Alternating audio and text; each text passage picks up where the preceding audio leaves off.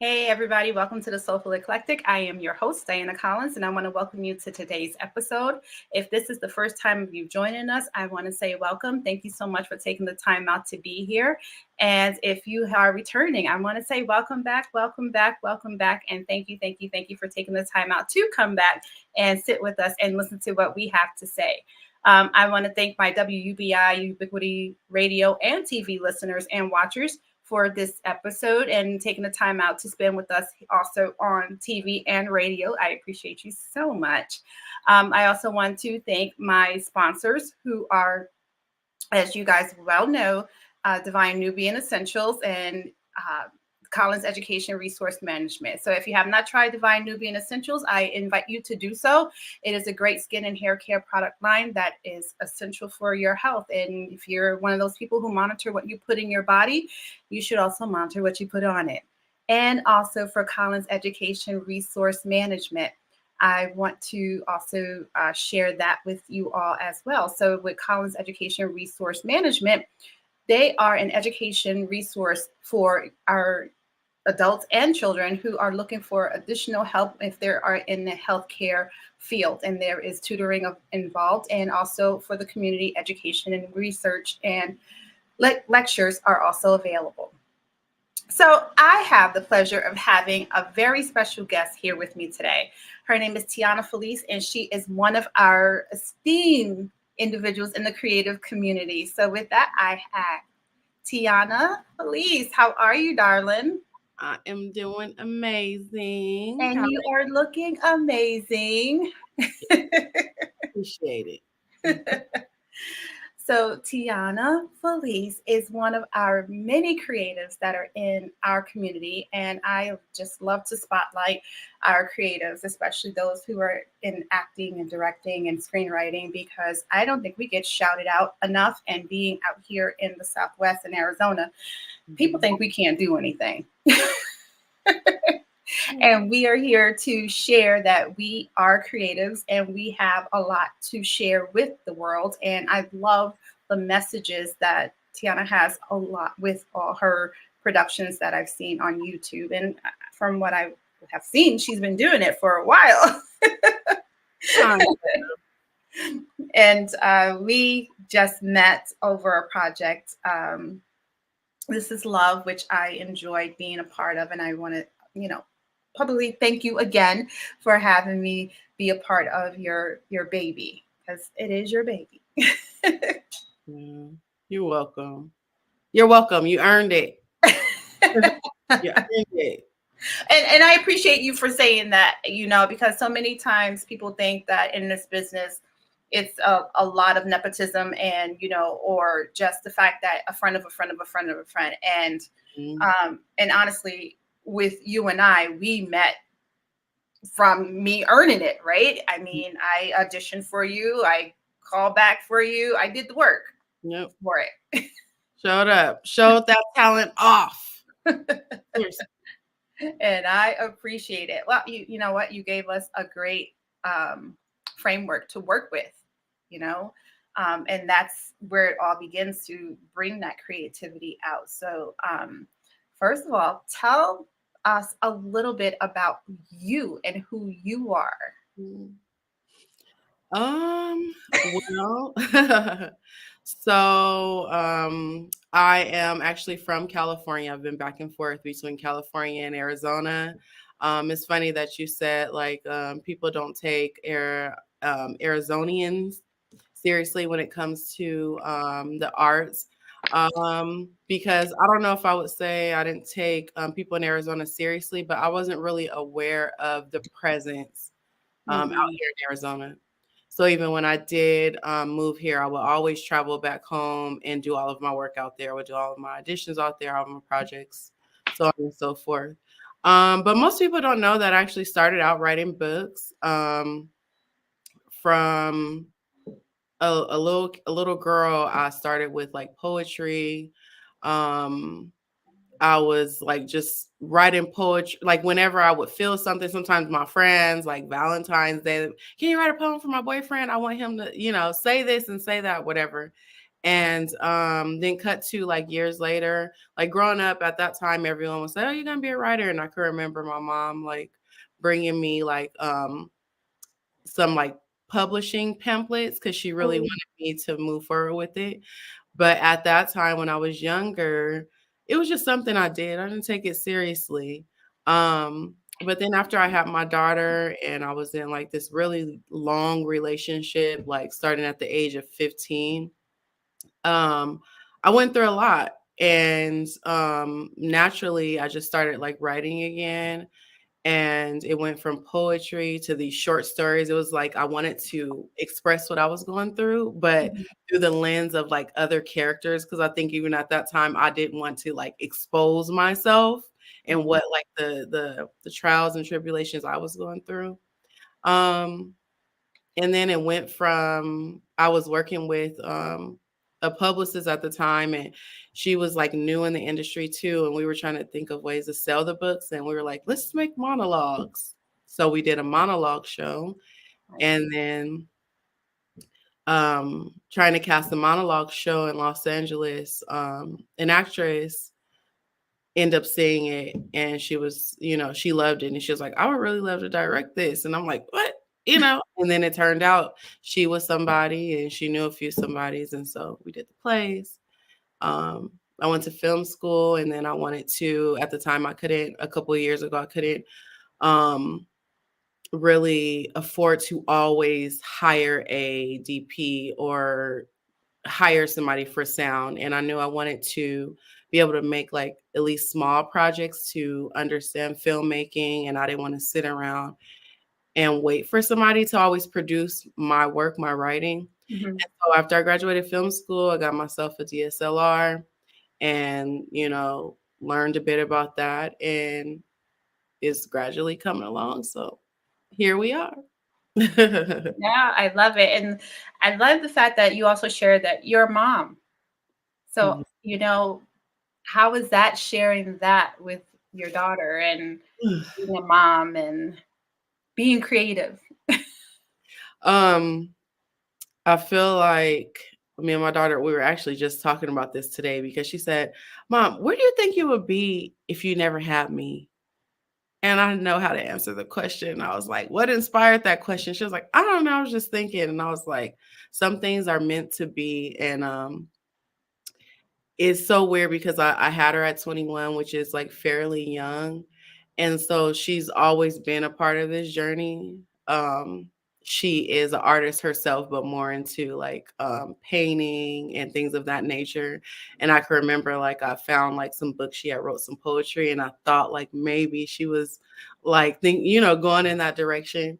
But she's more so, if we were to ever be a team, she would be the business and the books. And Mm, I would be the one like creating, because she's very, even if she's 17, but very grounded. And so I think the biggest thing um, when you are a single parent, or even let's say if I was still in my relationship, I think it would have been probably less challenging mhm, when it comes to just making sure she has someone to supervise her and things of that nature. But um, there's definitely this a battle of being present and still pursuing your career.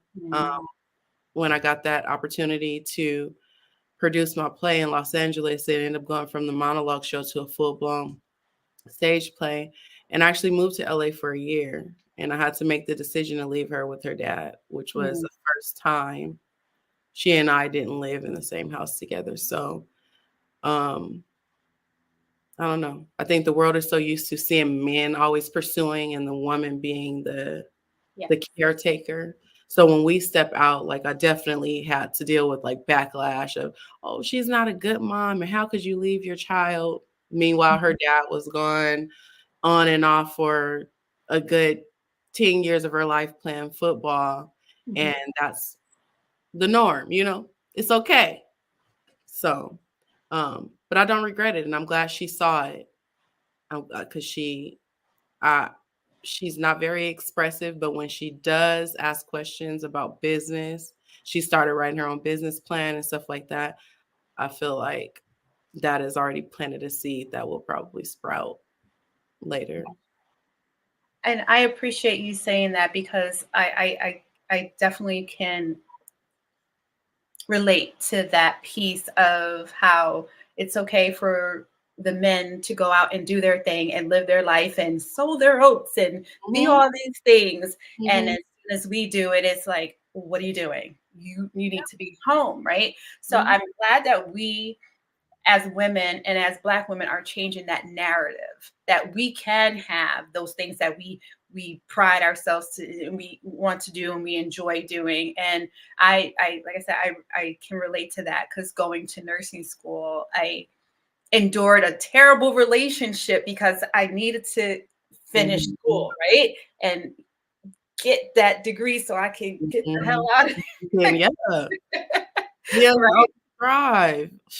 Right? So you endure those things. And I think what people who are outside looking in don't realize is that our children see what we're doing. They see the hard work and they know, yeah, they may give us a little grief in the middle because that's what kids do. They have to be kids. They're not going to be, Yeah.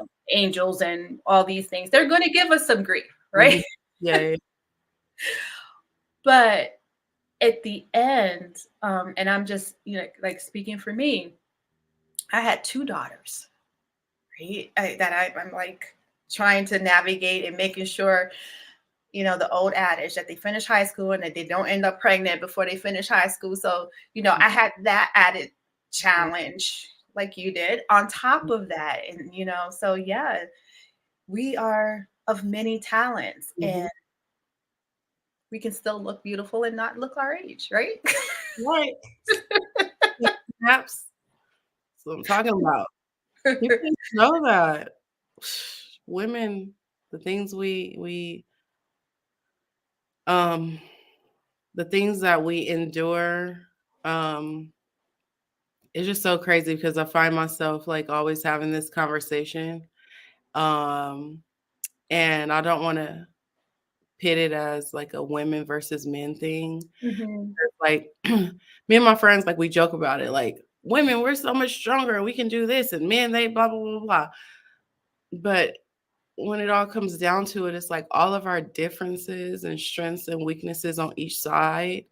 Like it's not because one is more superior than the other, but it's because that's just how much we complement one another.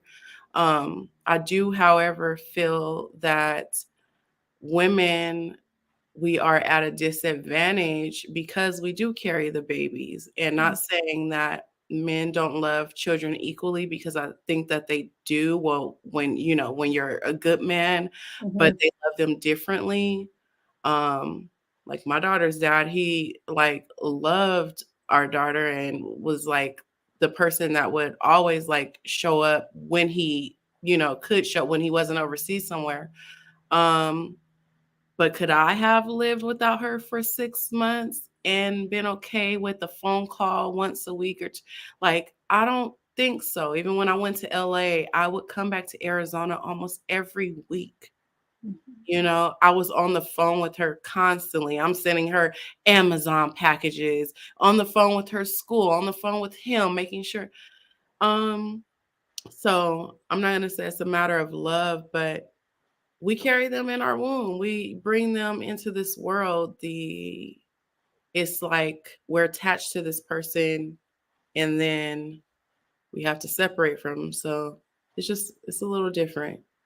Yeah, it's very different. And I'm glad you said that too, because I don't think people realize that as well. That is, it's not less love or more love for either side. It's just we love differently. And Mhm. when you carry someone for 10 months, I mean, let's face it, there's an attachment and a bond that is like none other. And then when they're your daughters, it's a whole different love, right? Not saying that it's not the same with the sons, but there's something about holding your daughters close to you Mhm. that is just speaks volumes. Yeah. Um, and maybe I say that because I'm a girl mom. I don't know if it made me. I don't know. It just seems it's different. And Yeah, just in comparison to how I see my mom treat my brother, it's different. it's different. It's really different. And um, yeah, I don't think there's that same attachment, that same. So no, you couldn't have spent 6 months away with just a simple phone call, right? You know, So, I'm dying here. My daughter's in Seattle. My oldest daughter's in Seattle. I mean, yeah, she's 28 years old, and I know she's a fully grown woman, but it kills me when I don't hear from her in a week. And I'm texting her after day 2. Hey, how you doing? What's going on? mhm. Are you still let me know something, you know? And if I don't get a response from that, I'm picking up the phone, calling you back. Hello, what's going on? So yeah, it is really different. Mhm, So with that, and your daughter seeing that, mhm. how do you maintain your authenticity in your day-to-day dealings? You know, 'cause we talk about wearing the mask and the code switching, and I don't know about everybody else, but I'm tired of switching codes. Um, s s I feel like even when we're just talking about our daughters, my life has come such full circle, like, as you were talking and hitting those points, like, I'm just like, it's true what they say, like, women we could have like, not have so much in common, but there are just so many core things that we have in common, and the code switch is real.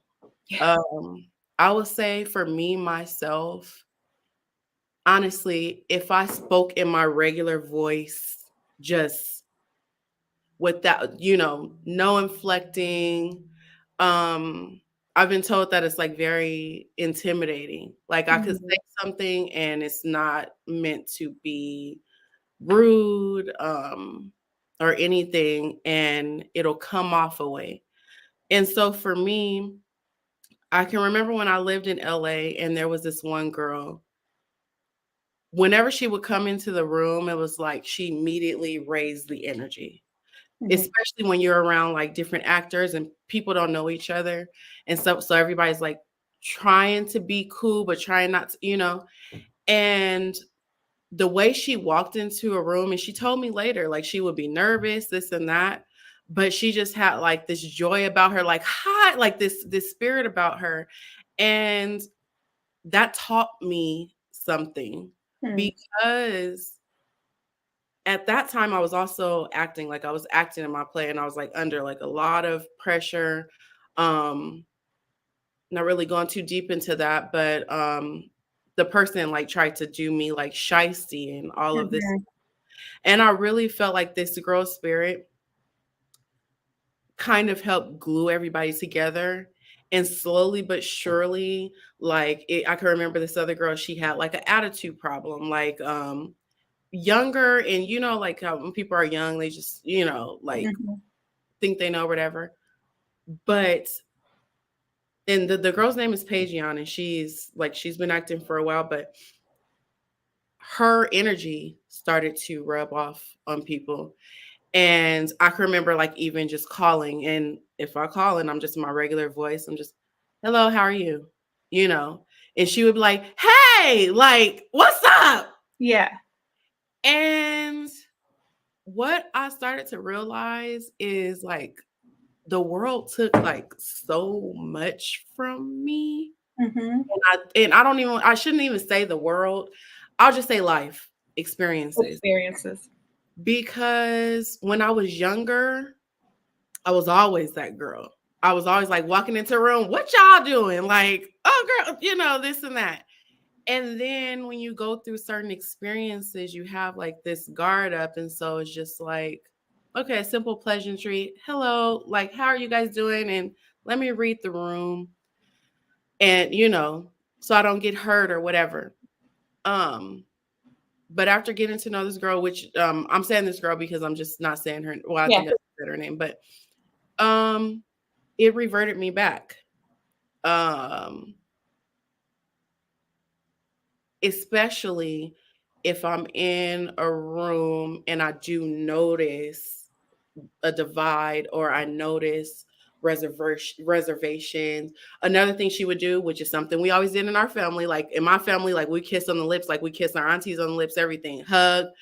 But when I just been away from home, I lived in Boise, Idaho for 5 years around a whole bunch of people. And it just was a different culture. So nonetheless, when I met her, it checked me. Like, what happened to you, girl? Like, used to be so fun. Like, used to be this. Like, now you like worried about like if this person, got an attitude or trying to stay. So, I feel like the code switching can be helpful on one end because, like I said, this is my regular voice. When I'm just talking, blah, blah, blah. I don't even know if I would classify it as a code switch, but when I walk into a room, especially as being a director, which I'm a method director, and most people don't know that. But when I walk into a room, I feel that it's my responsibility to raise the vibration, especially if and it doesn't necessarily have to be that an energy is off, but if I know these people have to be in a scene where they have to be intimate, or now you have to be his mom, or blah, blah, blah, blah. I have to usher in that energy. And sometimes I don't want to do it where we're just directing, okay, well, I think you should blah, blah, blah, blah, blah. I want it to come natural. And a couple of actors that have worked with me before, they know that because we talk about method a lot. And I really dig into people's like biography a lot when I'm doing like certain projects. If I feel the need to, like we like do the work. So I would say that I do get into a little bit of method. I don't know if that would be code switching or not, but I'm very aware of the fact that typically when a director is on set, everybody's trying to be on the best behavior, being who they're not, whatever. I'm not everybody's friend, but I need to feel like a friend. That comes with there's a whole downside to that.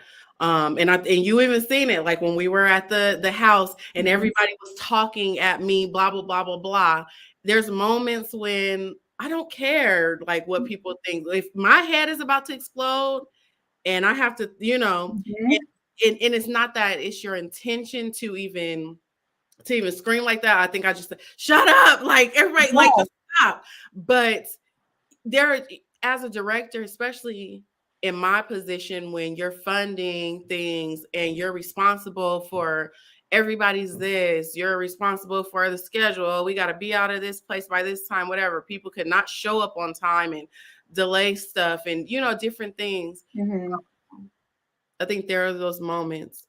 But back to the real code switch. I don't really amongst like my circle for real, like I despise it. And that's actually something that we talk about a lot too. There's a level of betrayal to yourself. Yes. There's a level of betrayal. And I like to think of I've grown up being a Beyonce fan, like because I grew up in the era when Destiny Child first hit, all of that stuff. And everybody, has their theories on her, but putting the theories aside and just thinking about the trajectory of her career, and maybe many other greats, they play the game until they don't have to play it anymore. Yes. Yep. So I think that, especially with us, like Black and brown people, we have to play the game times 10. But I think there's a level of that, like we have to like be aware that we have to play the game. And I seen an interview with Nene Leakes, and she said, you can't keep it 100 with everybody. Those are for your select few. You keep it 100. She was like, you keep it about 65 most of the time. So I don't know. I feel like I don't mind playing the game. And when I have the money and I have the access, we play my game. We play my game with my people, and we doing, setting stuff straight. See, And I love that because I kind of sense that from you, um, working with you for those few days, and I love that, and it's like with anything when you're there and you're in that headspace, you're about your business. We got to get this done, and that's one of the things. I mean, there's a lot of things I respect about you, knowing you and meeting you and spending time with you. I respect that about you. You come in and it's like, we're here to do a thing, we're here to do a job. We'll talk about all that other stuff later. I got Mhm. you. But right now, we need to be here and do this and get her done. Um, and I totally saw that with you, especially with the method acting. And I saw you kind of like take a deep breath and it's like, okay, this is what we got to do, and this is kind of thing. And I just love that because that that showed me that's who you are. Mhm. Yeah, this is what we're here to do. We could talk about all that other stuff afterwards when we have downtime and we, Mhm. are getting ourselves together and putting in perspective and where it should be. And I respect that. I mean, it's what we're there to do. And if we are saying and claiming that we are serious actors, then we're supposed to come in with our game on and ready to go. What do you need me to do? Where you need me to be? Let's do this kind of thing. So, yeah, and I loved that I was able to share that with my daughter. So I thank you for that. Um, You talking about thank me? Thank you. You brought your daughter. I appreciated it. I Like, know. Yes, I did, but I appreciate you doing that because that ignited that reignited that spark within her because she was doubting herself and her ability. And as a mom, we can tell them till we turn blue in the face. You are talented. You've been, and she's been doing that for years. I mean, she's not up until she was 15, 14, 15. That's when she stopped because yeah. she started doubting herself. And somebody was telling her that she wasn't pretty. And I was like, are you freaking kidding me? I was like, you are freaking drop dead gorgeous. It was a hater. Taylor was definitely a And, hater. and that's and that's what I used to tell. I was like, they're hating because you're pretty, they're not, and you got something for going on, and you're going to go places. So she stopped, and as a mom, it hurt, but I said, you know what, I'm here for you. Whatever you need me to be, whatever you need to do, I'm there. You want to stop? No problem. Yeah. You know, and and I have to tell you, from the moment she stepped on set, it was like, go. She was this whole different woman. She was like, I'm in it, I'm here. And she even said, she's like, Mom, her energy is like amazing. She just makes you want to be a part and see it like, she just makes you want to just go ahead and just be. And Mhm. she's like, and I love that. She says, so yeah, whatever she's not having, I'm coming. So if she Good. wants me there, she's like, I'll be there. She's like, because I just love her energy. And I said, well, I'll make sure I tell her. So I'm telling you, she loves your energy. I'm sure we're gonna work together, and I think it's important that, and I know like a lot of people have said it, but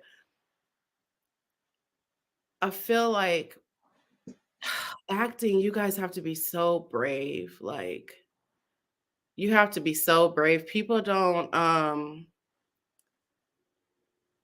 the the lack of credit that I feel like you guys get is astounding because people don't realize that most of the time, like, an actor is auditioning all the time, like maybe 10 auditions before they land something, maybe. Mhm. And for me, I feel like at this point, I've like casted enough to, and I want to say it was like Viola Davis. Somebody has said this, and I kept it with me. It is not even always a matter of talent. There are certain roles, just the way they're built in just the vision of them, that even Viola Davis herself, Angela Bassett, Regina King, Taraji P. Henson will not fulfill. Mhm. And we're talking about people that have already had the success.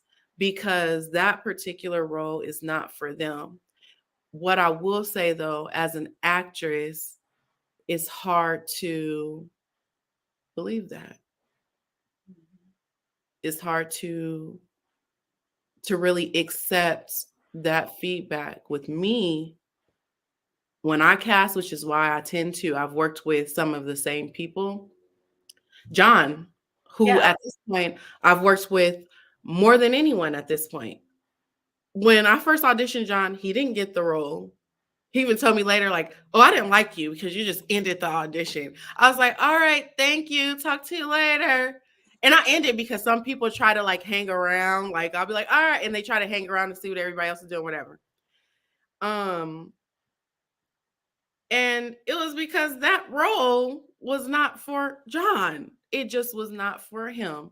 Um, and I'm sure if he were to speak on that, like he probably, went back like, oh shoot, like what did I do wrong? I should have did blah blah blah like Mhm. this.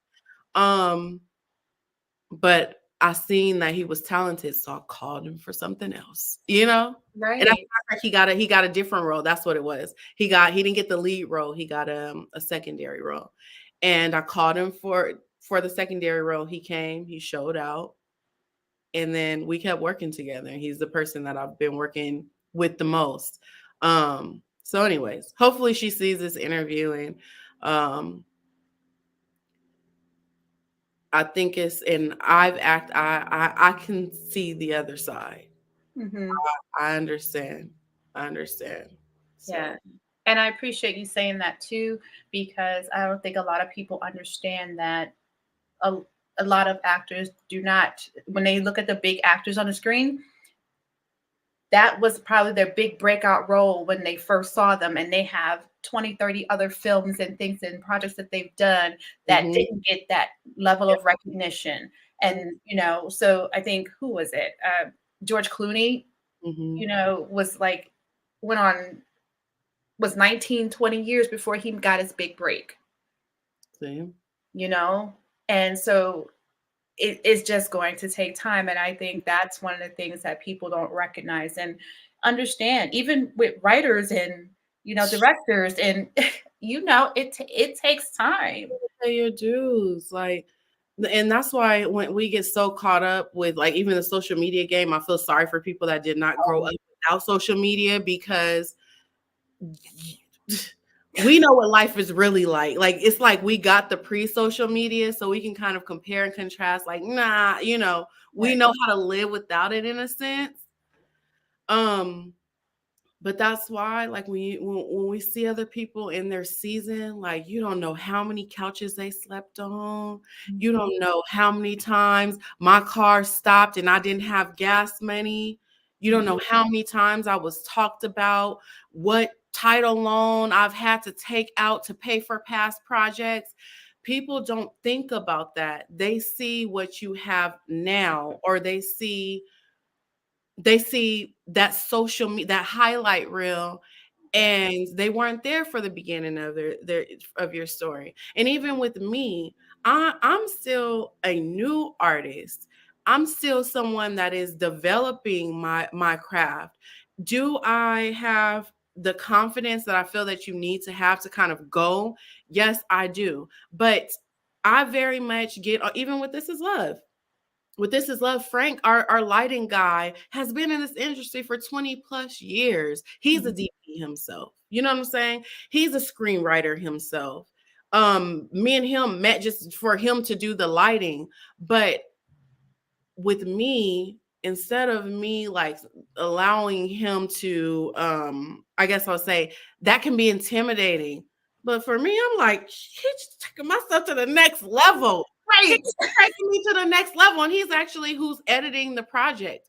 And like, it's just, I try to embrace, like, I try to embrace those moments and those situations, because people, that I'm meeting now, they may see, those YouTube projects. And if you go back to there's so many for me, from my perspective, there's so many issues with them, and there's so many things. I'm like, oh, I wish I would have done that. I wish I would have done this. I'm still very much a new filmmaker, a new screenwriter. I have a lot of projects out there because I've had to depend on myself, and I've been, and my projects have been to like practice and sharpen my craft. And honestly, Mhm. I don't even want to be behind a camera, but I need to know what's going on behind that camera, because I do want to maybe not direct all my projects, but some of them.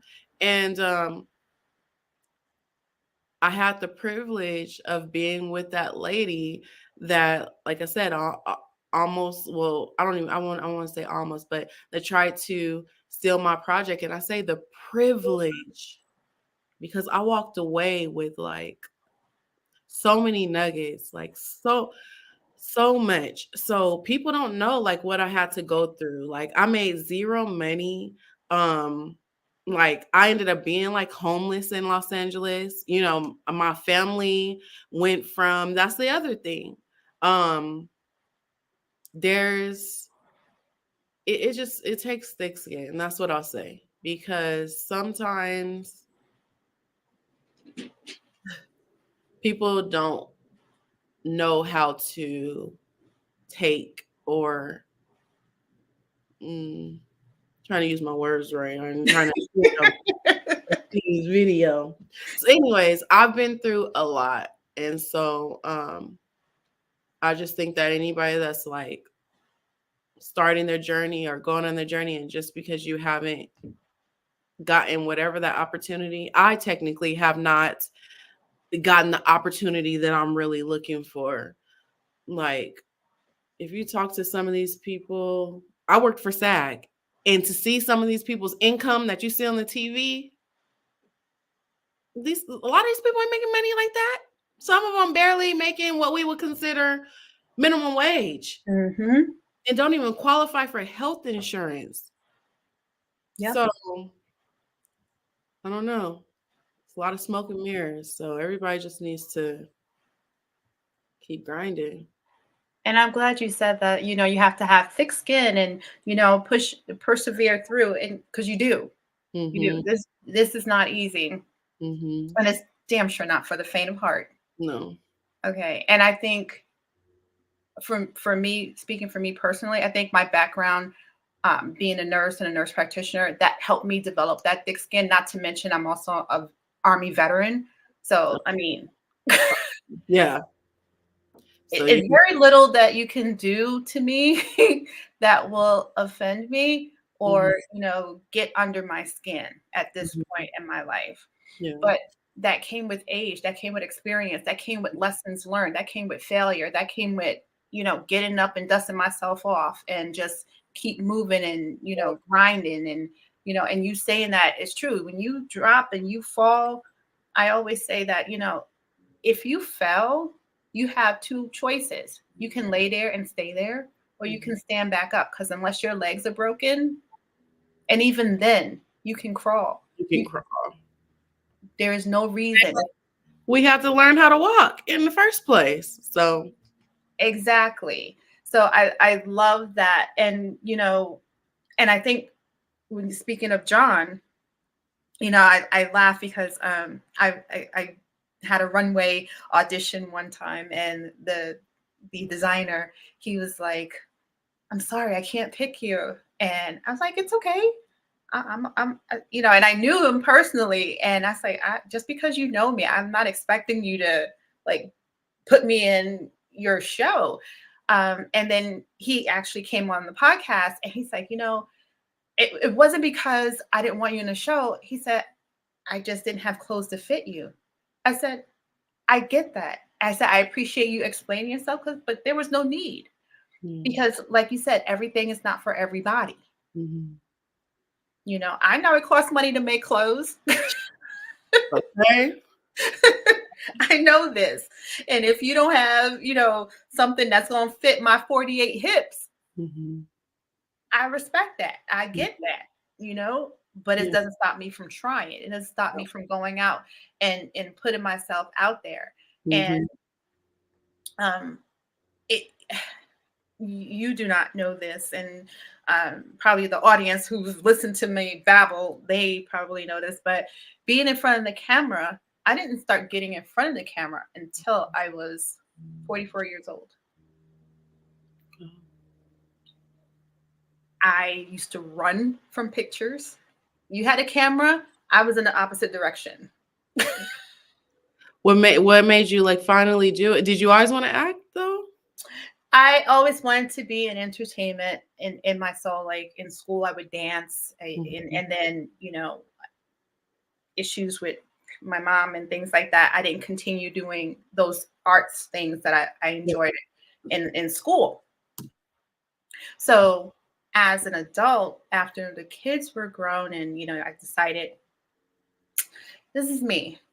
Let me see where I can take me. So yeah, I started to really recognize the beauty within me without waiting for someone else to tell me, because I would always wait for someone that outside gratification. And I said, bump this. I don't need no. We're gonna do this. And so it took that level. So for individuals like John who come up and they're like, you didn't want me for that. And even in this, I had to tell myself the role wasn't for me. I mean, I've had Hallmark auditions. I've auditioned for Yellowstone. I've had callbacks for both.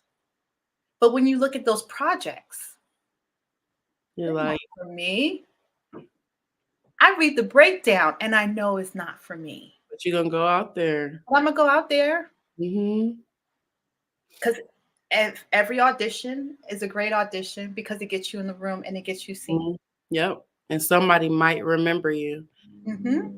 I've been in front of this one casting director, I can't tell you, about 20 times for different roles. And every time I see him, I'm like, oh, here's another one. Oh, here's another one. And I just keep sending and keep sending and keep sending. And, hey, it catches. You are our honey. And I can say that after you read with John, when we ended the call, we both were like, oh, yes, we found her because we knew we wanted Honey to be young. We wanted her to be vivacious and fashionable and pretty. We wanted her to be the young auntie that like could get it. You know what I'm saying? That could step into the room and like stop the show. And so I'm like, okay, but John, if she can like read this, that's it. And I promise you, like when we ended that chemistry read, he and I like celebrated for a few minutes, like we found her. We found her. Yes. Like, because it's like, it's the one thing like with the image, and then it's like, dang, but she got the talent. Then you had the talent, and then the energy. We like, yes, we got it. Because we knew we felt like that was one of the roles that was like harder to cast. There were like many submissions, but either they weren't, we wanted some, you had to be chocolate. You had to be pretty because the goal was to go against the world with this narrative that you can't be dark skinned and pretty, or you can't be African and pretty, or whatever that, you know what I'm saying? You can't be fashionable, bring all, that's why we cared about like the garments and was, very, went into that too. So, we were so relieved. It was even with Clemente as well, because we're like, okay, he fits the bill, but can he? And it's just, I'm like, look at God showing out, because we tried to do this. We were going to do this about a year ago. I remember, because I also, I put in for Honey when you first did. Yep. It was something that didn't work out. I don't know if it was like, it could have been finances or just not finding everybody. But, and then we had felt like we found a Jacob, which was the role Clemente played. And the guy said like he really wanted it, and he was African, had the accent and everything. When it came down to it, we couldn't get in touch with him. So this time, even Sin, she had auditioned for Abby a while ago, and I'm like, I don't know if she's gonna be Abby, because for me, Abby was like a delicate flower, and Sin more has like my energy. Like, okay, I can be fun and youthful, but when it comes down to it, like, I'm with the SHIT. So we Right. thought maybe she might be too strong. You know what I'm saying? Too strong to play Abby. And when we called her back and she auditioned, and she had John on the ground, and she was like, I got this. And I was like, okay, how can I say no now? Because I was even thinking, because we had another Abby before. I'm like, maybe we just need to stick to that. Because, it's not all about like, it's not all about one thing. And for me, I care about the attitude too. Who are you outside of it? Are you going to be a problem on set? Which there always has to be one. Right. It always has to be one. And I most of the time, to be honest, I've only probably 2 times since I've been pursuing this. It's probably been only 2 times when I've really like had to like go there with somebody, but it all matters. It really all matters. And I don't know. I just feel like it's meant to be. And just like I said, I'm a person. Sometimes I get a little too deep, but it's when you're there writing the words and you see what God is doing. Like, you have to understand, when I first met John, we didn't want an African movie. It was never like this cultural thing. Right. But I was already in this journey of my life of trying to figure out who I am. Why do they hate us so much? Like, and so when I met John and trying to tell him, like, you think you can cut out the accent? It was just like, and one day I had an aha moment. Like, girl, you've been trying to like figure out who you are in real life, trying to get more in touch with your roots. So I feel like everything like worked out. It's right on time. Yeah, and I have to agree with you because, speaking of getting in touch with your roots, I learned that I was 57% Nigerian. Gotcha. And, Kenyan and Sierra Leone. And I'm like, I'm all the way African. Gotcha. And then talking to my family members and, aunties, and they just don't associate with that part of them. Because growing up, I'm a 70s, 80s baby, right? So we went to school, even though I went to a Catholic school, we had other African students, and my teachers were African. I had a couple of teachers that were African students. Oh, you're an African booty scratcher. You're this. And, kids are ugly. All right. And even though people think you go to Catholic school, everything is holier than thou, that is the worst. Okay. I was bullied like nobody's business in Catholic school, but you come back to those narratives when you're growing up and you look at it and it's like, I don't want to be associated with that. I don't want to be that. So now as an adult, as you were saying, you're trying to figure out and reconnect all those pieces. And it's like, damn, they were really talking about me because this is me. This is who I am. So yeah, it's just, I think that was the piece that I also loved about This Is Love, because,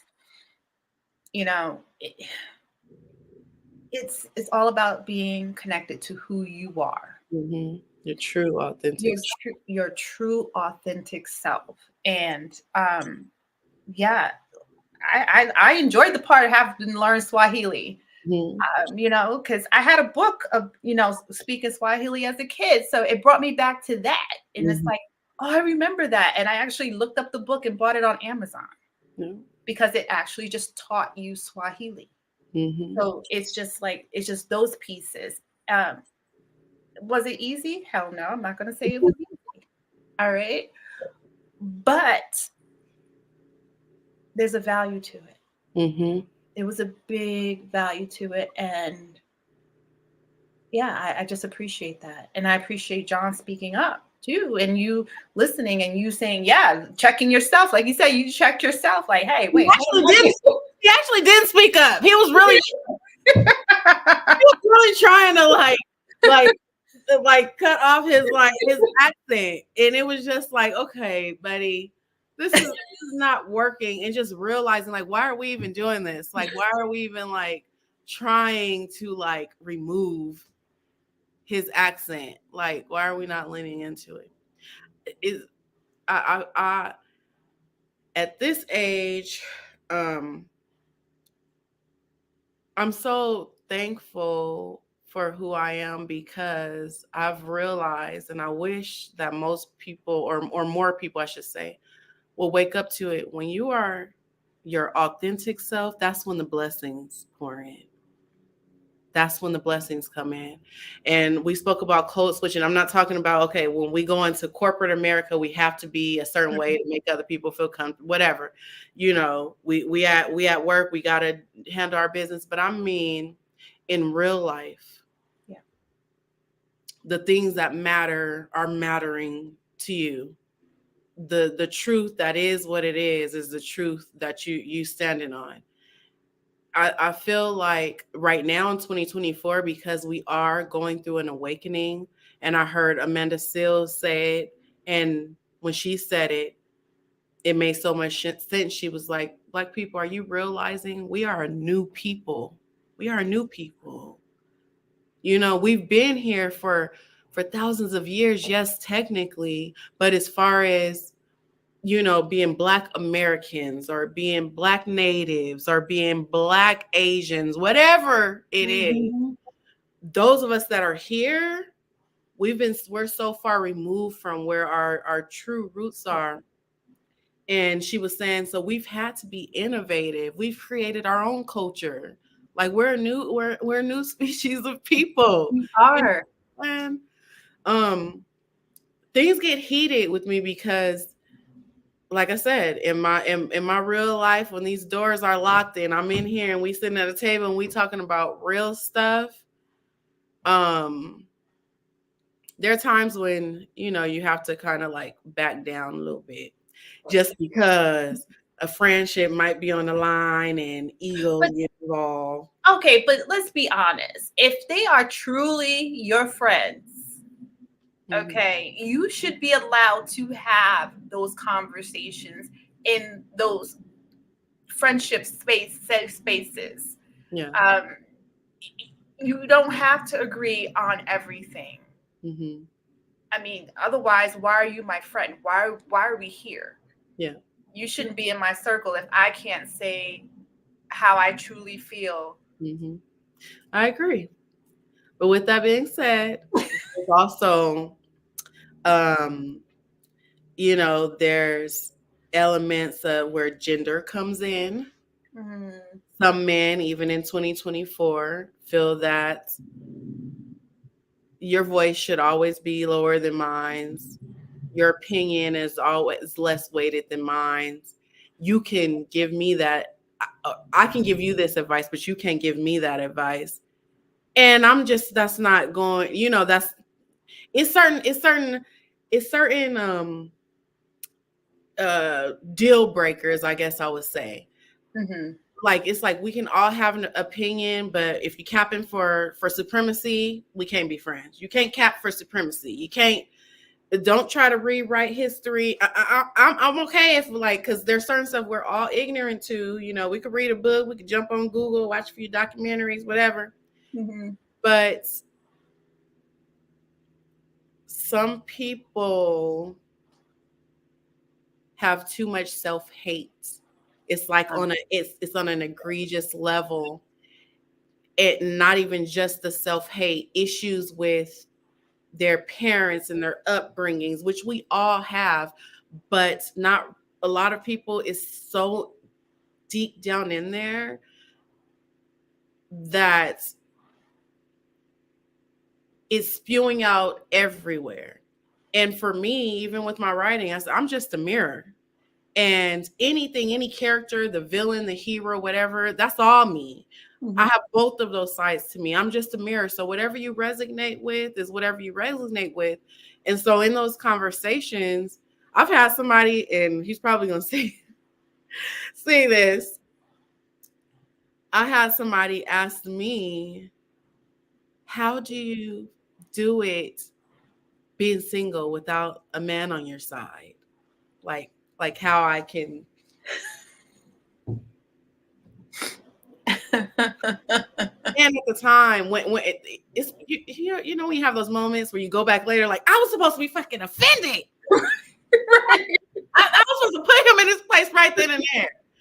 But I guess it didn't all the way register. And somebody said, she's probably peaceful. You know, somebody said that. And I was like, I don't know. Like, I was just in a relationship for a really long time. Like, I'm super focused. And I guess since I have been in a long relationship for a long time and then a situationship thereafter, right now is just, I'm focused on me and my daughter. And so it just hasn't registered because it hasn't been long enough, I guess, for me to be single, for me to, it just don't feel different. I don't know. Maybe it would if I were back in a relationship, because then I have this person to consider. But the fact that he asked the question, a woman, no one would ever think to ask a man, how do you do it without a woman? No. So that's another thing that I'm realizing, being a woman in this industry. And I don't know if it's because I'm from California or the family that I have or the friends that I have, but never really had to you hear people talk about feminism and why it's important and stuff. It never registered with me like that. But I feel like the more I work, I am encountering it. You know, some people even sometimes don't want to take direction or might want to challenge something, you know, just because they feel like they're the man, you know. There's certainly, you know, I said in a meeting with This Is Love, and, you know, you go into a meeting with your DP, you know, what is the vision? What are we doing here? And you say something and, you know, you get this look and well, we can't do that because of X, Y, and Z. And they try to use these big words like, you know, I don't have all this education as far as being in the industry for 20 years. Right. And then it's like, you don't want to speak up because it's like, damn, you're going to think I'm a bitch. And then finally, after 5 minutes of these two men, they're talking to each other. And when you say something, it's kind of like, yeah, nah, we ain't gonna do it. But I'm the director. And then you have to put your foot down. Like, no, that's what we're doing. Right. And you're doing too much right now. Then it's like, you kind of have to say it. So, and again, going back to code switching, it's like you want to just be just your bubbly self. You want to just walk into a room like you're kicking it with your friends and y'all about to eat some barbecue or something. But the reality is, and you can only have these type of friendships. And I can remember a supervisor telling me this a very long time ago at a call center. You can only be friends with the people that work under you or work with you, whatever, if they understand. Are you still? Oh, okay. I don't look like a gross person, but if they understand that they still got to do their job, right? If our friendship is about to come in between you doing your job. Oh, we can't be friends because I know that we started this relationship. We came together to work, and I can be your friend. I can be your confidant, but when it come to work, I'm still going to expect you to work. So that's the downside of it. You know. You almost can't be too nice because it doesn't happen because there's a lot of people that most of the time people are professionals and they can get down with you when it's, you know, you having a little fun, but then they understand the transition. But there's always like one or two people. It's confusing, I'll say. I can totally agree with that. I experienced it more on the nurse and education side for me, because I'm a nurse practitioner and I'm also a nurse educator on the outside. So when I'm teaching, the students have a different version of me in the classroom. I need you to get the information. I need you to understand it. I'm going to do whatever bells and whistles, stand on my head, whatever I need to do to get you to understand the complexity of what we're doing. Yeah. When we get in the clinic, that's a whole different me. There, you know, I'm not going to tell you to 3-4 times to do something. I'm just not. Yeah. I told you once, I gave you the expectation. I expect you to execute when we get on that unit. Mm-hmm. So I've had students come to me and say, "You're intimidating." And I was like, "What? Pardon me?" They said, "Yeah, you're different than when you're in the classroom." I said, "Because You're doing your job. You like got we have people's actual lives mm-hmm. that we are dealing with, Mm-hmm. and you have to understand that complexity and that urgency in the beginning." Yeah. Okay, there'll be times when we can tee-hee, tee-ha, when Mm-hmm. we're in conference or whatever. I said, Mm-hmm. but when we on this unit, this is what it is. Yeah. And I think people don't realize that. They think you're being a different person. I'm like, no, I'm still me. Yeah. But how Donkey say and Shrek said, there's layers to this onion. Period. It's just like, and if your students, once they get in the clinic and they don't do something right, it's gonna fall back on you, not just them, you too. Mm-hmm. Like Yeah, and like time, right? mm-hmm. If we don't run on time, if you're late and you're not doing and in your spot and we're not doing, that takes time away from what we're doing. Yeah. And as you get older in this, I want to say older in this business, but as you grow in this business, Mm-hmm. you'll learn time is money. Always. Oh, it literally is money. Always. Time Always. is always money. Yep. So don't go on to overtime. No. You might have a set group of people. I ain't tripping. We could do overtime. Then you got people over here. Hell no. You're going to pay me if I stay. You're going to pay me triple whatever the thing. People don't get it. People don't get it. Even when we did This Is Love, and the boom operator said to me, I know you're mad. You're mad. You're pissed. You can just show it. It's okay. And I have to put this thing in my head, because even when I was saying I didn't feel well for about a week, well, I've been having, like, I wouldn't even call it, my best friend was saying they're tension headaches, but I was having like this thing with my head, like to where it felt like it's in my ears, and I would get like dizzy and and then somebody said it's stress. You're stressing. I'm like, I don't feel like I'm stressing. Like, but you know what? I probably was. And so when people talk about controlling your emotions, I literally have to do it. And it's like, I'm not like talking no BS. No, not like when this person was late and like we were calling her, and of course it put us behind. And I was like, there's nothing I can do about it. No. I can stand here, and if I get an attitude right now with her and I'm going in on her, one, that's going to affect her when she do get here. Okay? That may make her not even want to come.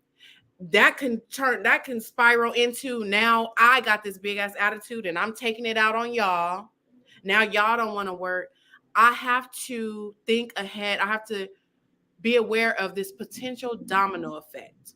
And there have even been times, like I said, when people will like try you in front of other people. And most of the time, especially if I know I'm dealing with ego or some sort of insecurity, I can let it go, because I will not sacrifice the mind and energy of the other people so I can check you right here, right now. Now, if it's a situation where it has to be done, that's another thing. But I've had to learn that, because I literally can get so stressed out. And like I said, dealing with this head thing, I was like, well, is it stress? Because if it's stress, I have a lot of pent up like stress, and we're talking, and I come from a family where everything is about screaming at the top of your lungs, throwing stuff, getting physical. I have worked on myself a lot. And so that's why I say, like, even like coming into a room, going back to the teenager I was. And when I say before the stress came in life, before all the disappointments came in life, people don't see, okay, well, I like somebody said, you ain't that nice. I'm not. I'm kind. I'm very kind. I have a good heart. But when I walk into a room, I don't have a reason to have a chip on my shoulders, if you will. You know, sometimes, you know, when you're in filmmaking, you have a lot going on. You don't have time for whatever. But I had to really work. I was in anger management for a full year. A full year. I've been through a lot. So when people see, you know, the girl that, you know, may ignore, you know, somebody's nasty attitude or jab or whatever, it is not, you know, and this could apply to anybody. It's not because they're a pushover. It's not because they didn't hear it. It's not because they don't care. It's because they have literally, me, myself, have done so much work. And especially when you're a person that come from a lot of trauma, things trigger you. You know what I'm saying? And being aware of those triggers. And somebody said, you just respond with sarcasm. So that's what I do a lot of times. I just, you know, somebody might say something like, even when the guy said, "Oh, you know, what would you ain't got? How you do this without a man?" You know, you think for a second, but then you, like, you know. So I don't know. No, I mean, and you touched on a lot of great points there. You know, first of all, how your energy can impact others around you. You know, you got somebody in there, you know, I don't want to say like egging you on, letting you know, like, okay, yes, you can visually see I'm upset. You don't need to tell me, you know, I'm upset. You see it. I mean, I saw it, you know, and so you don't need anyone to say that. So you got to ignore that piece, right? You already you overriding. You trying to focus on. Yeah.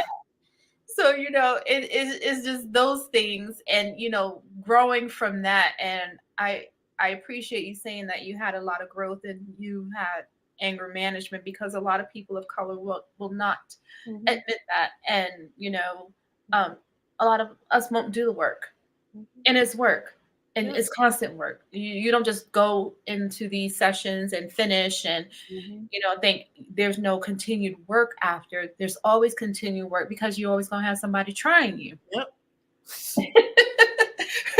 So, and I mean, I recently left jobs because I felt myself like going to a place. I'm like, you know what? You're not going to take me there. I'm just not. The minute I think I'm going to say F you, I gotta go, because after F you, a lot of things are going to come. Once I let it out, it's over. It's done. I'm packing my office, because I know you firing me, because I'm done. Yeah. You know, so it's work. And it, you know, and again, you talked about triggers, right? We all have them. Even people who say, "Oh, there's nothing that triggered." I had a guest who was like, "Yeah, I had this very happy home. I had my mom, my dad," and I'm like, and all I can say is like, what? Okay, no, you have triggers. Okay, you just have not sat down to identify what they are. Or cared enough to find out what they are. But we all have triggers. And unfortunately, many of us in the Black and Brown community have tons of them. We're living with adverse childhood traumas that, you know, go through generations. Goes right. And I try to tell people of non-color that they have their own set of generational trauma, right?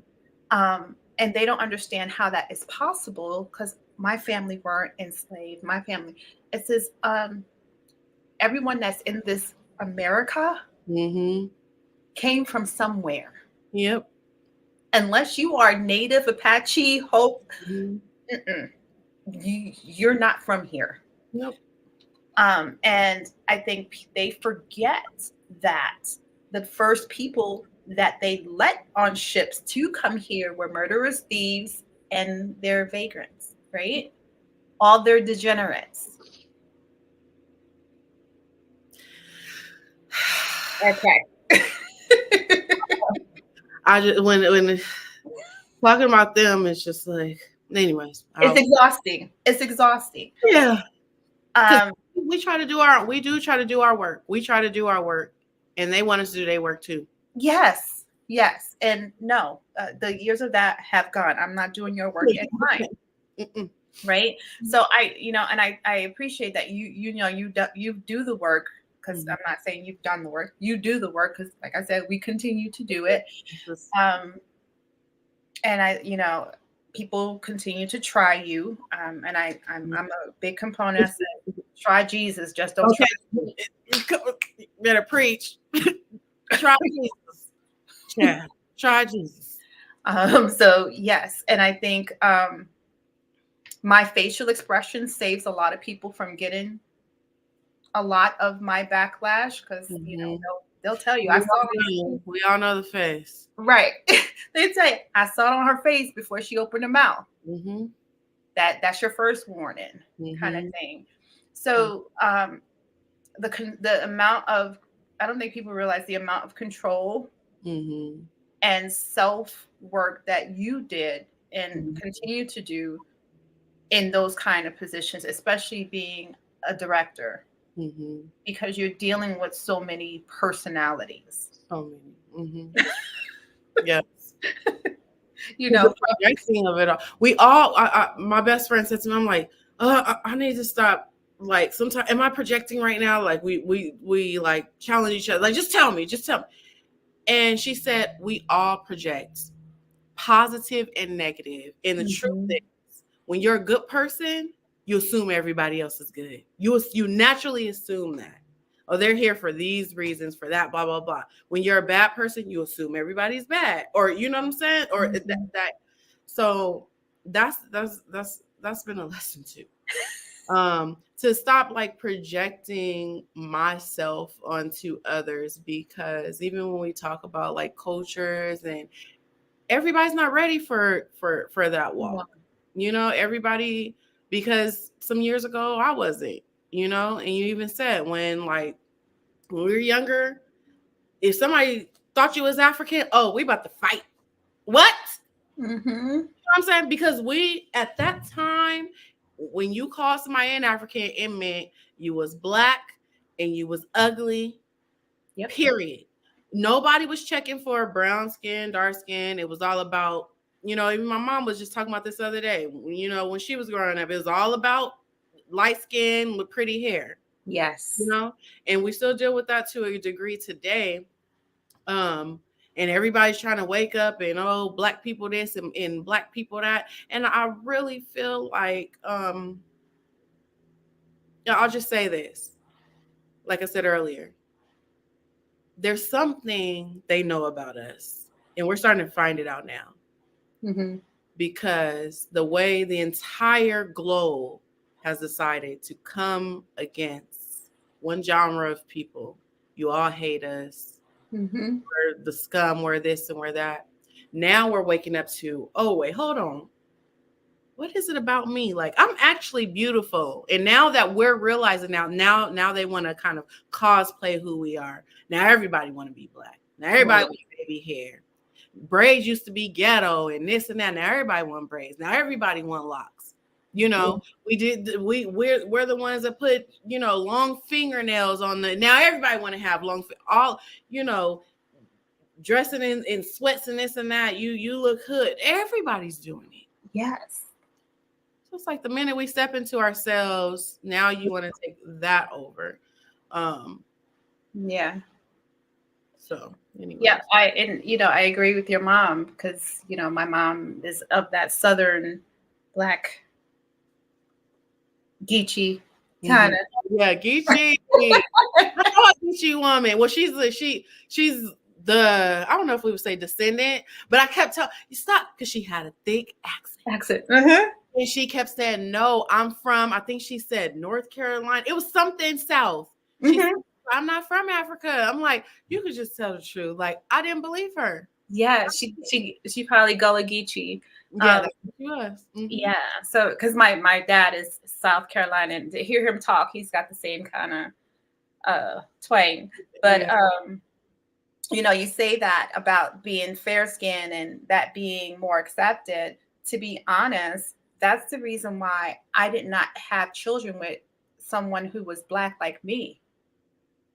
Because growing up, seeing that, and everybody who was light skinned got all the attention and got all these privileges, and me being dark skinned, it was like I was teased and made fun, all these things, happening. So I made a point in my head, if I had kids, I was going to have kids by someone who was Hispanic, who was lighter than me. And I did. My kids are half Puerto Rican, and as you saw, Maya's much lighter than I am, and her sister's lighter than she is. So people don't realize how that narrative really sticks with us. And I had them at 20, so that's how long that narrative stayed with me, that I refused. Now, I dated Black guys, but I wasn't having kids by any. That's a lot. And people need to hear that too, because it kind of validates, those stories, and what, like, it's a couple of people that popped to my mind. That's a very real thing. Very real. Yeah, it's very real. And I love that today we're all being celebrated. And I think today it probably definitely would have been a different narrative for me and having children. But yeah, that really impacts you. Yeah. And then, this is it. And I tell my kids, and I tell them, and they looked at me like, Mom, what are you talking? I was like, no, I wanted pretty kids because I wasn't very pretty. And I didn't want you to have that. So, to grow up and be teased because you were ugly. So I think that's what really pissed me off when Maya came home. It was like, they told me I was ugly. I was like, what? I spent my leg. No, I'm just like, I worked hard for that shit not to happen. Do you know what I had to endure with your father to get this? Oh my goodness. But that's, it's a real, it is real. It is real. And no, I mean, their father, is not the greatest of anything. Like my husband now is my husband, but their dad, but he was Puerto Rican. And you didn't want them to have to go through that. I didn't want them to have to go through that. Yeah. So, sharing those narratives and that understanding, I just really don't think people understand how deep that really goes in our psyche and the triggers that happen in that and with those. And everybody says, well, everyone has triggers. Yeah, but everyone has triggers, but it's how you deal with them and how you cope with them and being able to identify them. Yeah. And remove yourself, right? That's the name of the game. When I was in therapy, so the I had to take anger management because I did some stuff. My anger had led me astray. But I would say it's crazy that, because like I have a sister that I have a couple sisters that are chocolate skin, and I have a brother that's darker, and I can definitely remember my sister, she felt away because my best friend and I were both tall, almost the same complexion, and people would think that she was my sister, not my actual sister. And she went through and she was like quiet, very sweet. Like there was no reason why she should have been treated differently. And it's just so weird because I was talking to her like, dang, because she has her lips are perfect. They're like, they have how Rihanna's lips are, where they're like oh yeah, like God drew them on. Skin is perfect. If I show you a picture of her, it's weird to think that you guys believe the lie. But if we're being honest, we all believe the lie. because back in the day they had us drawing boats of Christopher Columbus and celebrating him, you know, and we don't even know why. But I do, you know, somebody that's kind of close to me, and it pisses me off and almost brings me to tears, because this person is beautiful. This person to me is a good-hearted person. And so much self-hate. And just so many issues, and it's almost hard if a person isn't aware of that. It's almost hard to have a friendship with somebody like that when there's so much self-hate, because just everyday life, I guess maybe it's my everyday life, the way I live my life, it's hard to, and of course, like, we all have our own insecurities, but we're not talking about that. Like, I think, and even connecting it to This Is Love, like, that's why I know, like, it was like God's design, because what it ended up being, putting this African American woman in the center of this African family that live African, eat African, talk, that's the culture, that's this, that we know outsiders, and showing that they could come together in spite of those different, taking two polar opposites. Egypt's this doctor, you know, that's taking care of his family. Abby's this ex-stripper, you know, that don't feel like she need a man. And so marrying those two together, and also thinking about it in the grand scheme of life, the journey of a screenwriter, all of it goes together. And when we break down scripts and stuff, I tell them, like, I've always been trained, like, as a screenwriter, the hero he only becomes a hero when he challenges, when he overcomes what's in the inside. So what we see on the screen is just a physical manifestation of what our main character is going through. So that's the secret of screenwriting. So if I need to win this freaking race, that's what the movie is all about, you know, race cars. But my fear is that, I don't know, I'm not like my daddy. You know, my daddy is a big hero and I'm not like him. This character can only win this big race in this film once he internally overcomes that fear and recognizes his own power. So a lot of times in audiences, you know, as we watch movies, we're not thinking that deep, but that's the truth of it. That's why we connect to certain characters. That's why The Color Purple is a classic. That's why certain movies, because we connect with certain things. So it's the same thing, just all the time with every character, and that's what it is in our own real life. Yeah. We only get on top of that mountaintop when we are looking within. And I know right now it's the thing to be positive, but I'm talking about some ugly stuff. This stuff is not pretty. Everybody want to say, oh, be positive. Oh, I can remember one of my friends telling me, and I was going through stuff, and when she would tell me be positive, I would just get so irritated. Talking about, like, I'm struggling, this is happening, blah, blah, blah. But thank the Lord, I get it now.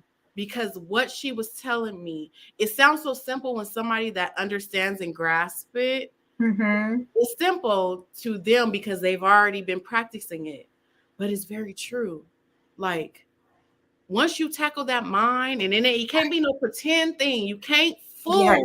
You can't fool the mind. You can't fool God. You can show up, everything looking all right. But no, once you tackle those demons and you show up and you're ready to face them, and that's something that goes on for the rest of your life. Because once I get over this demon, it's another one that's gonna come. You know, sometimes it ain't even mine. You know what I'm saying? And you got to figure out how to slay it. So I think that's even the connection between life's journey and the journey of characters in film. And that's why my slogan for Tiana Phelice Production is creating art for film, stage, and healing. Because when I write something, and I don't have to always explain, oh, that was me. Like I said that to such a, I get to release it. And then I get to watch people go into it over and over and over again. And every time it's like breaking a chain. And if people, I just hope and pray that people could somehow realize, like, right now everybody's talking about manifestation and it's this new word, quote unquote. It's not new. It's not. It's a fad right now. But when you get in touch with yourself, and I'm talking about like just whatever's real for you. And when I was in there, I had to realize I gotta cut people. I gotta love people, and your boundaries. I seen a quote that says your boundaries gotta be stronger than your feelings. Yes. So it's like, dang, it's a lot of people that I really love dearly. Like I'm talking siblings that I'm not in touch with because I can't be that anymore. Yeah. Going back to the earlier conversation, code switching, getting around family and trying not to, I don't want you to think, oh, because people say, oh, you think you too good. So now I'm over here pretending like I care about this damn conversation. I'm jumping in, gossiping, and I don't even care. And then I'm feeling all icky. You know what I'm saying? So that I think that screenwriting in many ways has like saved it's definitely saved me. Yeah. And it actually added to your growth. Right. And you touched on the whole positivity and manifestation. And it's a new fad word for a lot of people. But I have always been that person. I mean, I think now growing into it, I've kind of tapped into myself a little bit more. I'm a very intuitive individual, and very empathic. And it a blessing and a curse? Jiminy Crickets, I tell you. Lord have mercy. I had you come home and you got the Palo Santo and the sage, and you're kind of saging and getting it all together, and it's very real. It's very real. And I am that I have that Pollyanna attitude going into things, and I had to watch myself from saying that to people. You got to find the positive in it, and it's like I said, everybody's not ready for those words, and I used to be that person too that wasn't ready for those words. Like, how you tell me I got to be ready for this, and I got to figure out this, and I got it is one of those things. And I'm one of those, I am a very cliche kind of person where everything, I have a quote for everything in life. And and one of my favorites is, the master has failed more often than the student has tried. And I use that one a lot because people always like, I'm a failure, I'm a failure, I'm a failure. And I said, you have to have some level of failure to have success. The people you see on the big screen, the people you see making the millions of dollars, the people, unless they just had some kind of fluke like Zuckerberg or something like that, which is like maybe 0.5% of the population, so rare, they had a level of failure. And it's all what you do with that and how you grow out of it. I used to say, oh, I'm defeated, this is this. And I'm like, are you defeated? Like, are you done? And they're like, no, I'm going to come back tomorrow. I said, then you just wounded. Fix your wounds, patch them up, and you keep moving. And your scars are those reminders that I fell a couple of times, but I'm still here. And you know, you talk about our families and things like that, and having to cut people off, and it's not easy because we've been in these roles for so long. Talk about it. Right? You know, I still have to check myself when I go home and kind of revert back into that Because that's what's safe. That's what's safe. right. And then it's like, no, I can't do that. I this is who I am. And you know, being authentic in yourself and in your skin, even in those areas where you know it's not going to be accepted.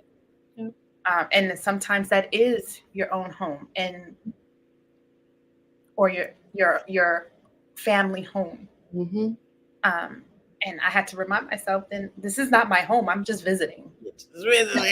I get to go home. I get to go home. Sure. I get to shed this stuff off, you know, kind of thing. But that's why I'm like, I'm glad you said that, because I don't think people realize that one, the journey is not easy. Two, there's always going to be a fall, a scrape, or something in this journey.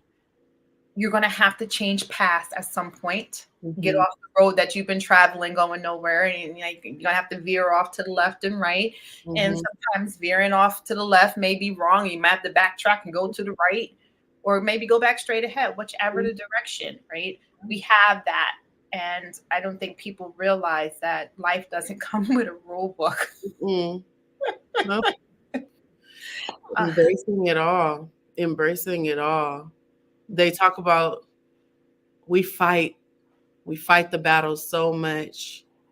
We stress, we fight it. And again, I'm not even trying to, I know everything. It's gonna sound easier said than done, but everybody should just try it. When that battle comes, just roll with it. Just roll with it. Don't even try to fix it. And that has brought me so much peace. I'm the oldest of my siblings. I have a lot of sisters. I would always try to fix everything.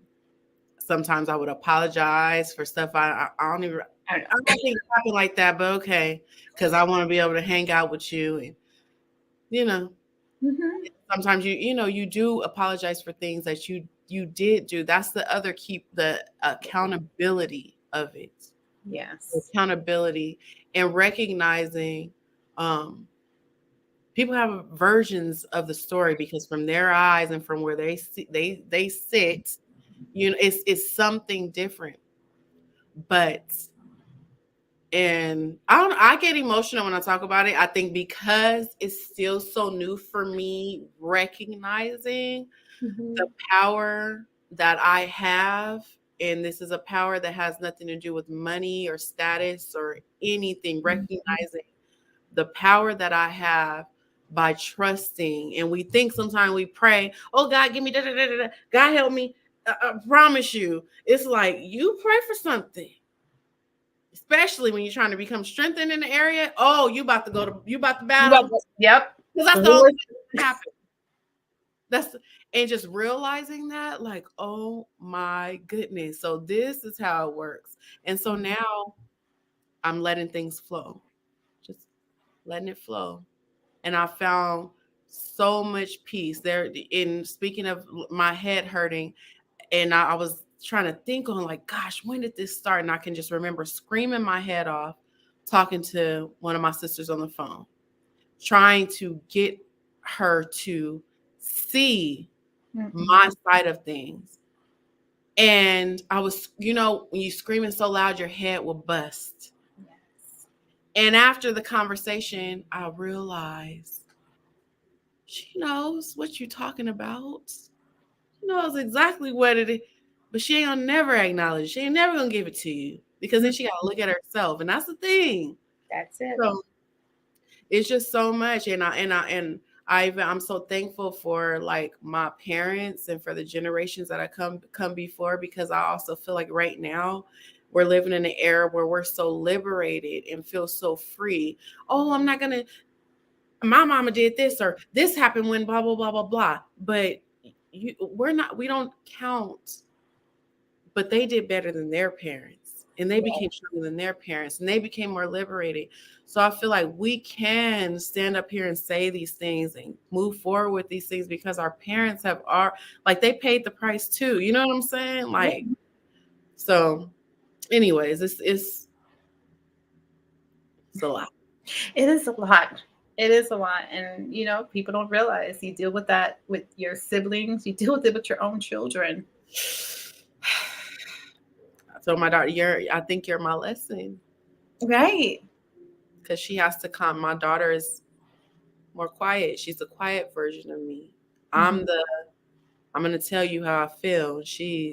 No, I'm just going to go and I'm just going to, even one of my birds died recently and I screamed. You would have thought it was. Oh. I mean, the bird this little and I'm falling all out. Oh, I'm trying to give the bird CPR. My daughter come running upstairs and I could tell she wanted to cry.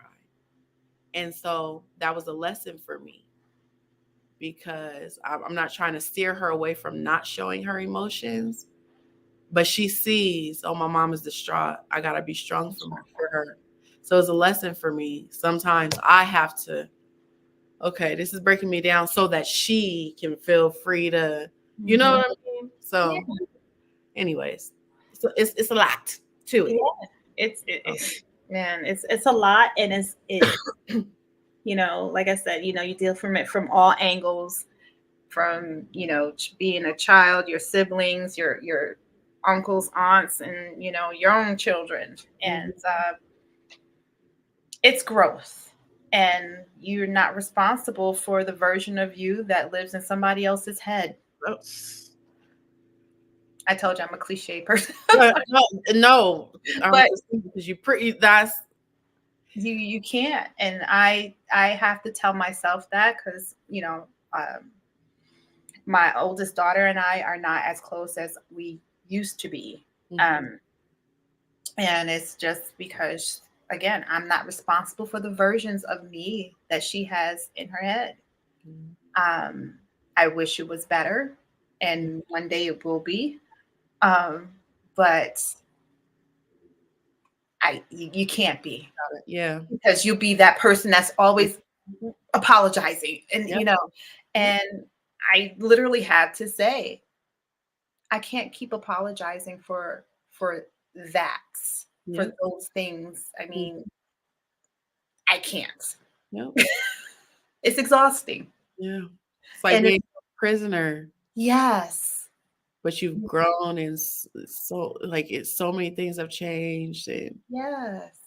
That's like, they don't recognize the version of you that's there. That's, like you're doing all these things, right? And instead of your family seeing, that piece and seeing the growth of you and embracing you as, for me, I'd be like, yeah, I got a new sister. What's up? How you doing? What's good? Where we going? What we doing?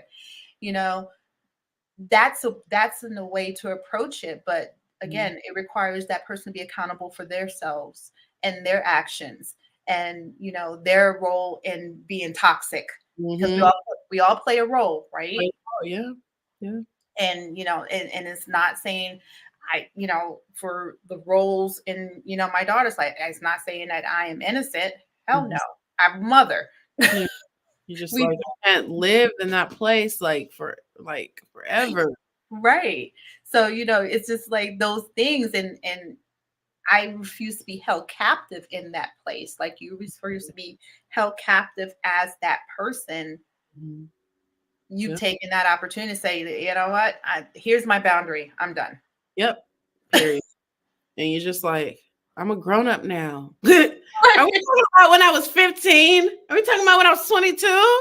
Like, girl, I'm about to be 40 now. You expect from me to be able to go back and tell the teenage person, oh, that was rude. Don't say that to her. That hurt her feeling.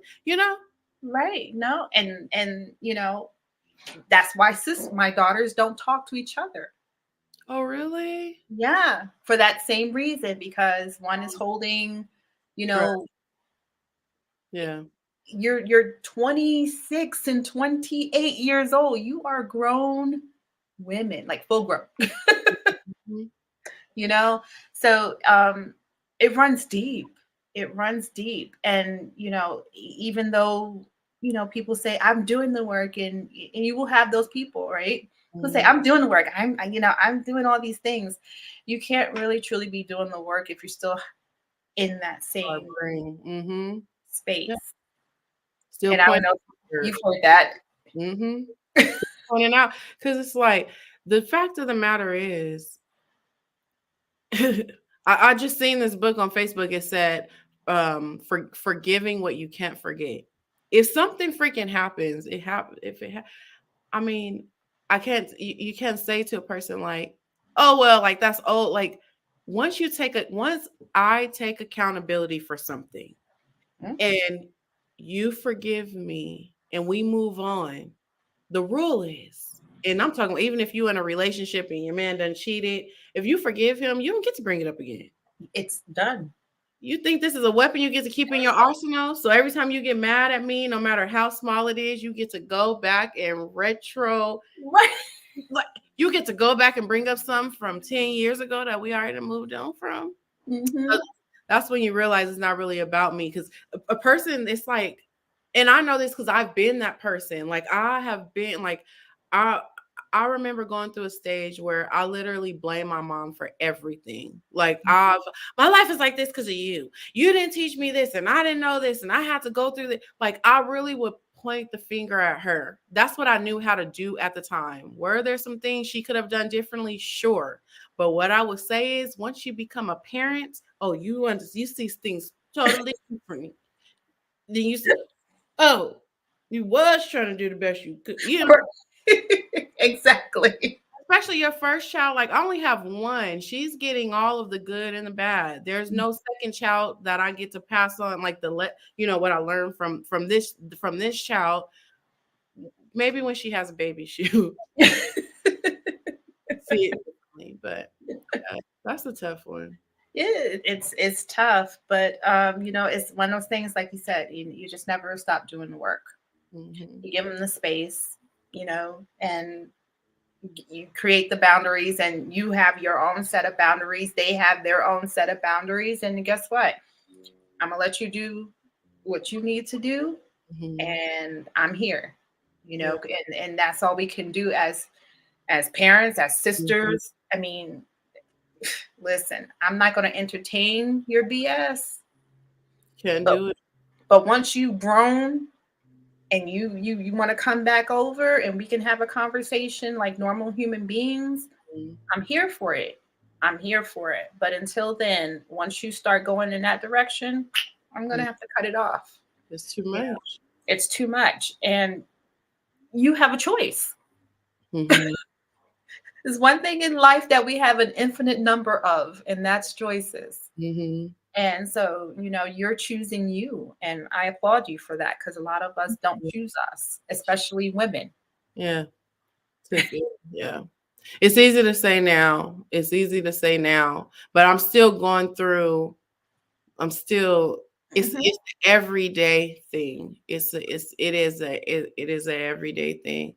Mhm. Um, I just hope that women continue to move forward as far as we didn't have a choice before.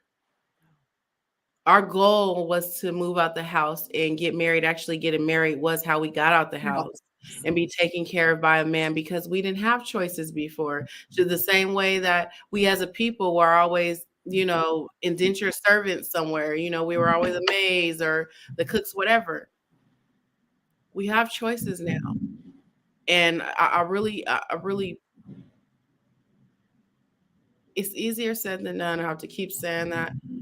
But it's time for us to reclaim like a sisterhood. My best friend always says the village. Where is the village? We we are at an awakened stage in life right now, but there's a lot of toxicity in life as well. There's the good and the bad. You got the girlies, trying to be taken care of, getting the BBLs and doing whatever they got to do. You got the men that's still only checking for, the mixed woman. I see it all the time. It's something that is so regular that it is crazy. And it's crazy that I can even in my mind register like, okay, clock that. Like, it's just so weird. But people, especially as men, they're exposing themselves. They're not even realizing. You're telling me how much you actually hate yourself. Yes. Exposing the problems you have with your mother. Mm-hmm. You know, when people, men think, you think getting down with all these girls, you're telling me you have a problem with your sexuality. Your people don't, they're not thinking that deep. You Right. know, you can say, "Oh, you're my friend. I'm loyal to you." You know, you can't be loyal to me because you are not actually loyal to your wife or to your woman. So I would never trust you. You know what I'm saying? Right. People don't think that deep, and I think that's also another reason why it's hard to find your in group, because a lot social media has it has a lot of people thinking they can really just add water and Mm-hmm. be what it is. In fact, I deleted like all my personal pages, all my social media, except with the exception of Facebook, which is the app I hate the most, but that's where my family is. That's the only personal page. Everything else is business. And I even told somebody, he was like, did you delete me from such and such? Did you don't like my pictures? I'm like, I'm not rocking with you right now. I don't want to see you on my timeline. Right. I don't do that. Like, if I ain't feeling you in real life, I don't want your energy. Why do I want to see you on my social media and then like your picture just because? Like, no, I'm not doing that. But I can understand, and it's going. The whole conversation is tying together. The playing the game and the I'm only gonna play the game, but so far. Right. So my goal is like for my daughter, you have a choice. I don't give a damn. Society can call you if you don't want to get married or you don't find your husband until such and such. Do not settle. I do not care. I do not care. I can remember me working on having a second baby, and both of my best friends got pregnant at the same time. Wow. As a matter of fact, both of their babies' birthdays are within one. One had twins, and they came the day before my birthday, and another one came a few days before my birthday. And I did not have baby. I did not have a second baby. And the stuff that they went through, and Tiana, just chill, you don't want this. And so I realized, like, dang, like God's been having my back so much. I can even remember getting pregnant one time and having a miscarriage, and then found out the guy had like PTSD and some other stuff, and just it's I don't know. It's I feel like certain things are predestined. Mm-hmm. I feel like my ancestors are with me all the time. Mm-hmm. And I don't want my writing to be just entertainment. Yes. I'm manifesting something here. Like, I'm trying to. We don't have Martin Luther King. We don't have a Malcolm X. Those days of having a great leader like that, I don't know if they're completely long gone. But I always say to my daughter, your soul has to go somewhere. Yes. And so I don't know if it's my full purpose just yet. I'm sure that there are other things, but I just hope that my projects kind of resonate with people on a deeper level. Until we get to the point where we don't have to, then we can just be having fun, Right. And I that's what I love about your projects, because it brings out the reality without all the, and I don't want to knock anybody's projects or anything like that, but we've just taken our narrative and made it so cliche. Mm-hmm. And I don't want to be, the crackhead, the prostitute mom, and yes, we have issues, and we can deal with those and showcase those in Mm-hmm. our edutainment as we do, without degrading the person that we are. Mm-hmm. Why can't we be the successful, or whoever parent who has triggers because of, Right. Why can't we just be general Americans that yeah, have it like everybody else? yes, Right. And, and I think that's the part that I really do appreciate about, what you're doing in film. And like I said, I'm blessed to be a part of that. And it definitely was some divine intervention going on there for that, for sure, because I have to tell you, the energy on set was amazing. Um, and it was just like comfortable, and I felt like everybody's auntie, and that was the piece right there. I felt like everybody's auntie, um, and that made my heart happy Yeah, because so it was family. It wasn't like I was coming on to a set. I'm gonna try not to cry here. Sorry. It didn't feel like I was coming on set. It felt like I was coming to see my family, to say hello, to say hi, to hang out for a little bit. It just happened to be cameras around, yeah. right? That's what it felt like to me. Mhm. And that's what I want. That's what I love that you showcase. And that's what I love when you get that energy and you're Mhm. preparing us. It was just like we came on the set, hey nephew, hey auntie, hey, it was like automatic, and that's the beauty in it. And yeah, you hold a special place, and I thank you for that. um and the team, the we had hiccups. Yeah, No family's perfect. yeah, yeah. I'll say that. It is what it is. I know, I No know. family is perfect, but My PA getting screamed out, Josiah! It's all kind of little fires going on. It was a you good know, show. but it's okay. It's okay. It's it's amazing. And for all those out there, I made my first fufu yesterday. Okay, I gotta make mine. And it Oh, was good. you said you're vegan, right? You're vegan. hmm Okay. So did you do mushroom or what'd you do to I get use, huh? To what'd you do do? uh lentils. So I made like a spicy lentil, and it was so good. Okay.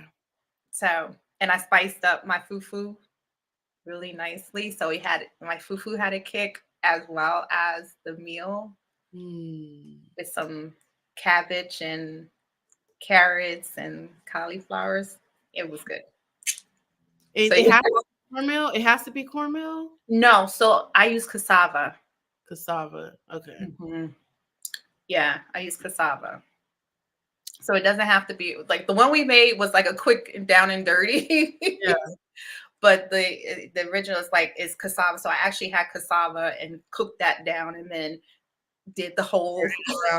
grounding and That was yeah. that was watch when we see watch when this sizzle comes out because it's gonna be a sizzle reel. It's not Oh, just gonna be like a trailer. And we're gonna nice.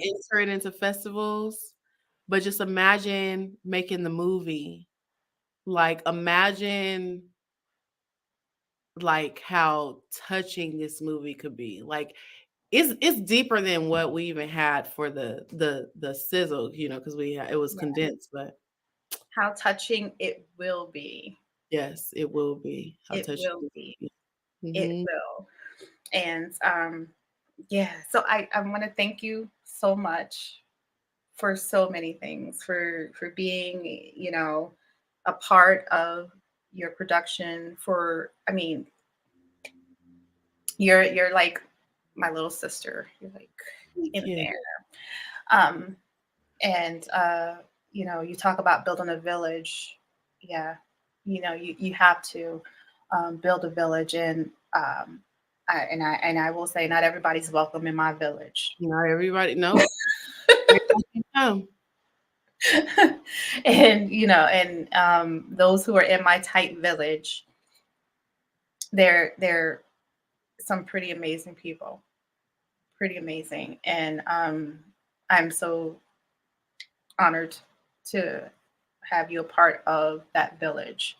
And I think it's just going to grow from there for Yeah. you, for your projects, for everything that we are both touching, Mhm. right? The things that we're Let it touching, it just multiply. right. It's just going to multiply. And I think the team that you have, and I just love that you keep using the same people. It's just, it's amazing. And I see why. I Mhm. see why. Um, they're amazing actors.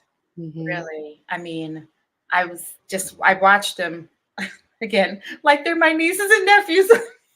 So I watched them on Instagram and I was in tears. Did you see Sin's rendition? She did a Oh, yeah, yeah. August. Mhm. She said, I yeah. Mhm. I watched that so many Was times. And I even told her, I said, you know what? You just ignited something in me that I'm pulling out all of I have every last one of August Wilson's plays, every last one. He's my favorite. I said, now I'm going to pull out his plays. And I said, I'm going to work on a piece because I shy away from it just for the language and the vernacular and, Right. the complexity of it for me, Complexity. Yeah. It is. you know. And so I shied away from it. I said, but seeing her do that, I said that it was powerful. And Sin is a monster. I mean, like a monster when it comes like she's really good. She's really, really good. I have some stuff to talk to you about, like when we jump off here. I want to put all the business out.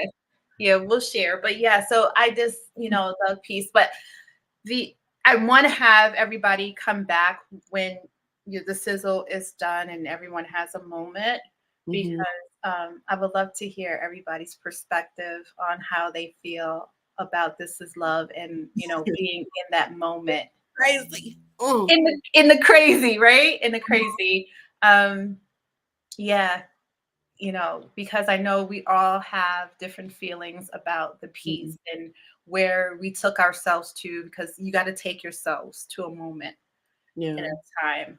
So, just to get an idea of where they had to take themselves to, just to prepare and and be their authentic self while putting your words into action. Mhm. So, and I think that's powerful because I think what we're putting out is powerful. Mhm. Your narrative is powerful. Reading it and it's just like, this is what is life.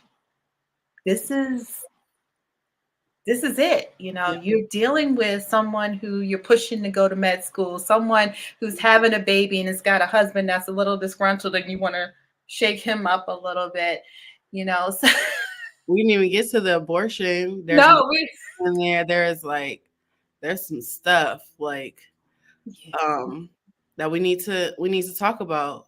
yeah, Highlight the issues that women have in our own homes. Having to the whole submissive thing, which ain't nobody having dominion over me. Is we submit? If I'm submitting, I'm gonna submit myself. You submitting yourself? We in this together. Ain't nobody over nobody. So what better way to showcase that than yes, through this story? yes. I love it. I just love it. And I can probably go on, and we will at some point. We will. We We will. will. We will. But I really thank you. I thank you for taking the time out to be here to have this conversation. We talked about some really tough issues and tough things, which is all in what we do here on the platform, and which is why I created the platform to Yeah. be our authentic self and to showcase us in our authenticity. And so Mhm. I thank you for bringing that out and being here and being a part of that. Thank you. Of course. Of course. I will be here. When we jump off, I hope to just steal about 5 minutes of your time. Yes, you can To do that. Absolutely. So, Appreciate it. And people need to know how talented Diana is. She's natural. She is a natural. Okay. There's no forcing, there is no pushing. Diana is naturally talented, gifted, like, and very in touch with yourself. So I appreciate you so much. Like, I really do. I told you, like, how you, the mom or the auntie was the center of the she's the nucleus, I guess I would say. mm-hmm. So we couldn't move forward without her, and you did that. Y'all got to see her outfits. I know. The designer for the outfit, I showed her the picture. She's like, oh my god, that's my piece. And I sent that picture out everywhere. You talking about the one with you and John? Mm-hmm. That is like, that's like, I think probably my favorite. Yeah, I'll send you the. I did a TikTok version of that where like an ants. Yeah, I'll send it to you. You can see it, and you can see the whole ensemble. But yeah. So yes. So thank you for that. I appreciate that wholeheartedly. So with that, I'm going to let you go. And so guys, you can find us on WUBI Ubiquity Radio and TV. So this is going to be on the TV as well as the radio and all my platforms, streaming platforms. Your YouTube, I'm going to have in the notes so people can go and watch your previous projects. All right. And I'll look for your upcoming projects on YouTube as well. And we're going to have you soon to be streaming on WUBI TV too. Yeah, with Bamboo and T. Alexander. Well, we'll talk about which ones for sure. We'll talk about, I think I wrote them down. Bamboo and T. Alexander were the two you gave me. So, but yeah, so thank you guys. So take care of yourselves and each other. All right.